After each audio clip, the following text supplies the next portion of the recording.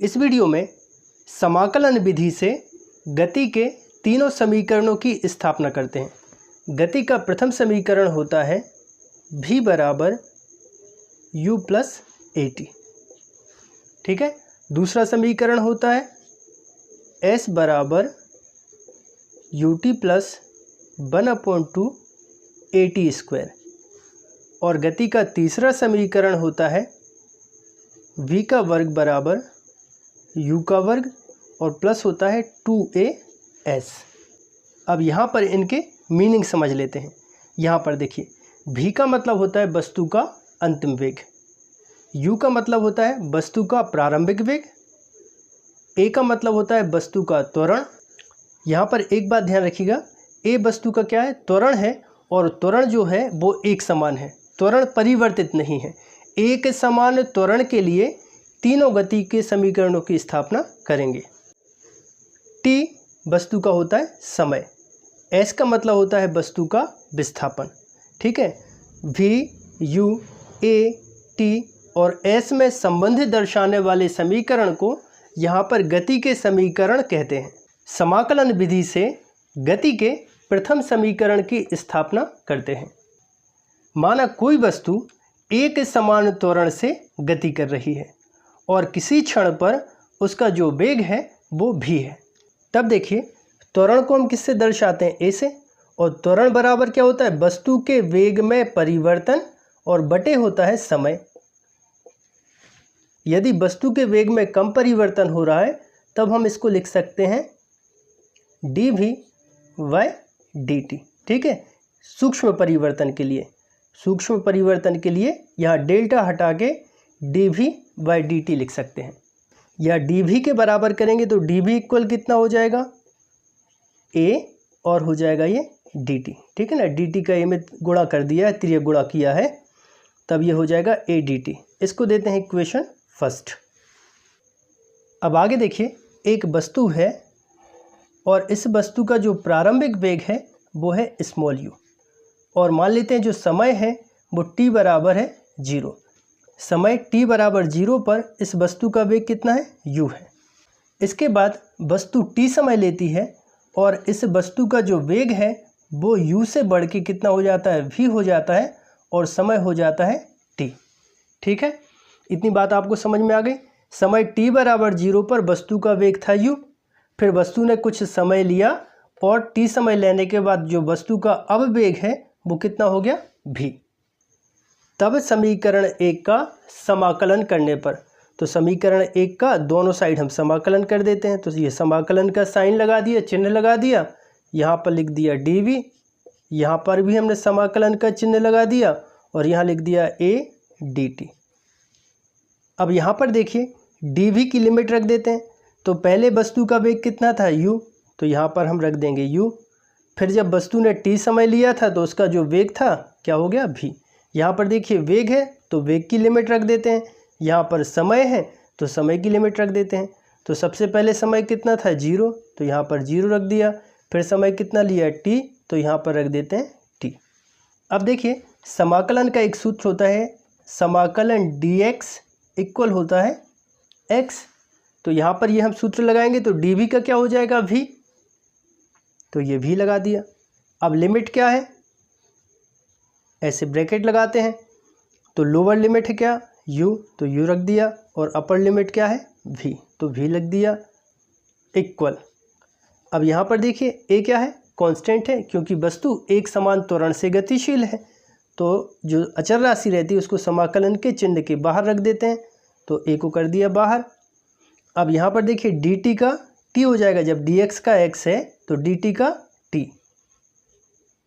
अब लिमिट रख देते हैं, लोअर लिमिट क्या है, 0, अपर लिमिट क्या है, t, ठीक है।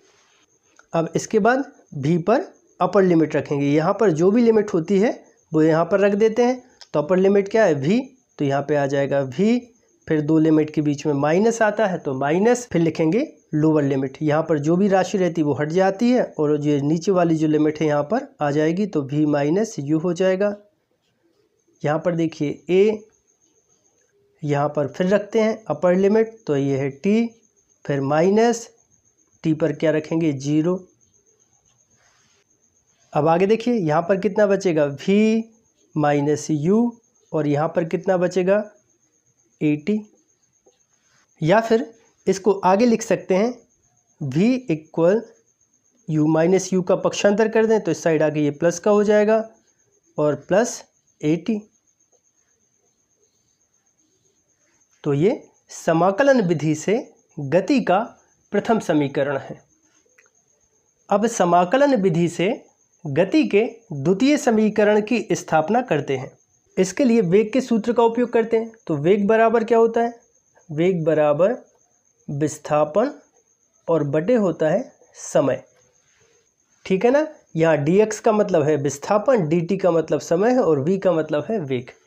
अब इसको dx के बराबर कर देते हैं, तब ये dx बराबर कितना हो जाएगा? v, फिर हो जाएगा dt।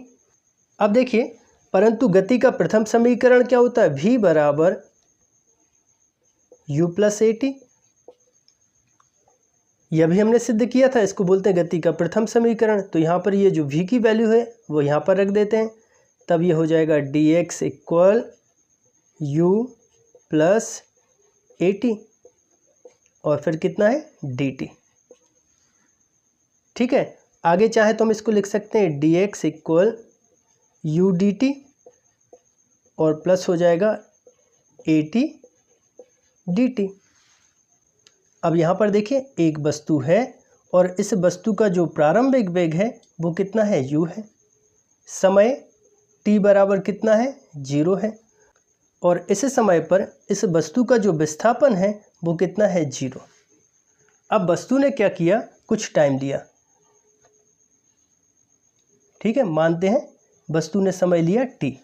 इस समय पर जो वस्तु का वेग है वो u से बदलकर हो गया v, और इस समय पर जो वस्तु का विस्थापन है वो कितना है? s। इसको देते हैं समीकरण 1 और इन सीमाओं के अंतर्गत समीकरण 1 का समाकलन कर देते हैं। तो यहाँ पर समाकलन का चिन्ह लगा देते हैं। अब यहाँ पर कितना है? dx। अब यहाँ पर देखिए dx का मतलब क्या है? विस्थापन। तो पहले वस्तु का विस्थापन कितना है? 0, तो 0 लिमिट रख देते हैं। फिर वस्तु ने t समय लिया था और इस समय पर जो विस्थापन था वो s था, तो यहाँ पर s रख देते हैं इक्वल। अब इस साइड भी समाकलन कर देते हैं, तो समाकलन क्या हो जाएगा? t के रिस्पेक्ट में हो जाएगा। तो t बराबर कितना है? 0, तो यहाँ पे आ जाएगा 0। फिर कितना हो जाएगा? t, यहाँ पे कितना हो जाएगा? u dt प्लस यहाँ पे भी समय की लिमिट आ जाएगी 0 to t at dt। अब आगे देखिए समाकलन का जो सूत्र होता है dx इक्वल कितना होता है? x। तब यहाँ पे dx का क्या हो जाएगा? x, तो ये x लिख दिया। अब लिमिट रख दीजिए, लिमिट क्या है? 0 to s इक्वल, यहाँ पर देखिए u क्या है? कांस्टेंट, तो इसको समाकलन के चिन्ह के बाहर किया। अब यहाँ पर समाकलन का चिन्ह 0 to t और यहाँ पे हो जाएगा dt प्लस यहाँ पर a कांस्टेंट है तो a को समाकलन के चिन्ह के बाहर रखा। यहाँ पर लिमिट 0 to t और यहाँ पे कितना हो जाएगा? t dt। अब x पर लिमिट रख देते हैं। सबसे पहले अपर लिमिट आएगी तो ये s, फिर दो लिमिट के बीच में माइनस, लोअर लिमिट क्या है? 0, तो यहाँ पे रख दिया 0। ठीक है, यहाँ पर जो भी राशि होती है उस पर ये बारी बारी से लिमिट आ जाती है। पहले अपर लिमिट आती है, फिर माइनस लगता है, फिर लोअर लिमिट आ जाती है इक्वल। यहाँ पे कितना है? u। अब यहाँ पर dt का क्या हो जाएगा? t, limit 0 to t plus यहाँ पर कितना है? a। अब देखिए समाकलन का एक सूत्र होता है integration of x to the power n dx equal होता है x to the power n plus 1 और अपॉन होता है n plus 1। ये सूत्र यहाँ पर लगा देते हैं, यहाँ पर 1 की पावर मान लेते हैं।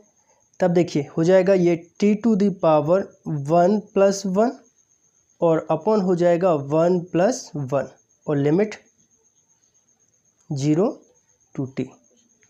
अब आगे देखिए s माइनस 0 क्या बचेगा? s इक्वल, यहाँ पर बचेगा u, लिमिट रख देते हैं। यहाँ पर t पर आएगी upper limit minus lower limit plus a, यहाँ पर हो जाएगा t to the power 2 upon 2 और लिमिट 0 to t। या फिर कितना हो जाएगा, s बराबर यहाँ बचेगा ut प्लस a।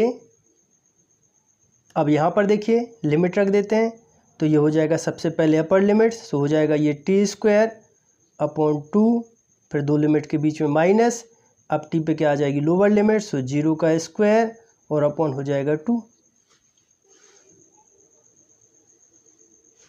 अब आगे देखिए s बराबर, अब यहाँ पर कितना है ut प्लस a। अब यहाँ ब्रैकेट में देखिए ज़रा कितना है, t² अपॉन 2 और माइनस क्या हो जाएगा 0। या फिर s बराबर ut प्लस, अब 2 को आगे लेके आएंगे तो ये हो जाएगा 1/2 at²। ये क्या है, गति का दूसरा समीकरण जो कि हमने समाकलन विधि से प्राप्त किया है।